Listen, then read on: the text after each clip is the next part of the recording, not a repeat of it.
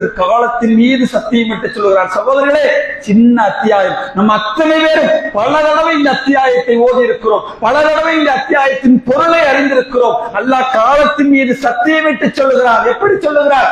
நிச்சயமாக மனிதன் நஷ்டத்திலே இருக்கிறான்.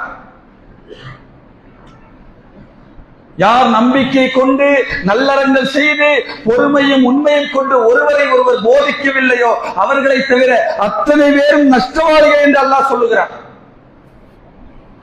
சகோதரர், இன்றைக்கு சாதாரணமாக சினிமாவிலே 3 மணி நேரம் சினிமாவை சர்வ சாதாரணமாக நம்முடைய நேரத்தை அங்கே செலவழிக்க முடிகிறது என்று சொன்னார். அல்லாஹ் சொன்னானே, காலத்தின் மீது சத்தியமாக அவன் நஷ்டவாதி. 3 மணி நேரத்தை சாதாரணமாக இழக்கிறோம் என்று சொன்னால் சகோதரர், நினைத்து பாருங்கள்.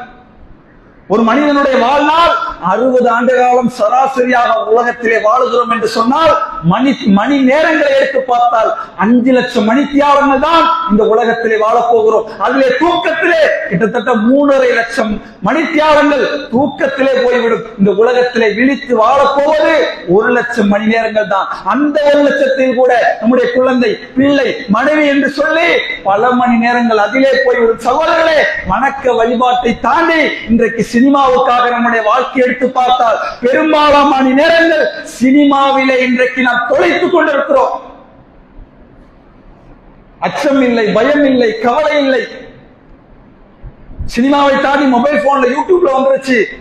10 நிமிஷம் கிளிப்ஸ், 3 நிமிஷம் ரீல்ஸ். ஒரு சினிமா வருவதற்கு முன்னால் ட்ரெய்லர் என்கிற பெயரில் 3 நிமிட முன்னோட்டம் தூண்டுகிறான்.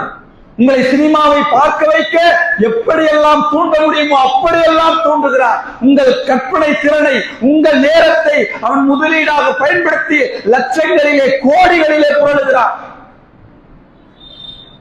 சினிமா வெளியாவதற்கு முன்னாடி 3 நிமிஷம் ட்ரெய்லர் போறான. ஏன் விளம்பரம் செய்கிறார்களே? ஏன் யூடியூப்ல, டிவியில உட்கார்ந்து மணிக்கணக்கிலே பேட்டி கொடுக்கிறார்களே? ஏன்? உங்களை உள்ள இழுக்கணும், உங்க சிந்தனையை தூண்டணும்.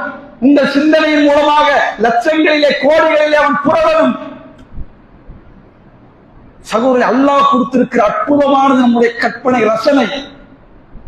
பல பேர் கற்பனை ரசம்னா என்னன்னு தெரியல. சகோதரர், இந்த உலகத்தில் வாழ்வதே கற்பனை தான். அடுத்த நிமிடம் ஜும்மா முடிந்து உணவருந்த போகிறது கற்பனை. நாம் ஜும்மா வருவதற்கு முன்னால் நடந்தது கற்பனை. சந்தோஷம் என்கிற அந்த அம்சம் கற்பனையிலே அடங்கியிருக்கிறது. கவலை என்கிற அம்சம் கற்பனையிலே அடங்கியிருக்கிறது. அந்த கற்பனையை வைத்து லட்சங்களிலே சம்பாதிக்கிறார்.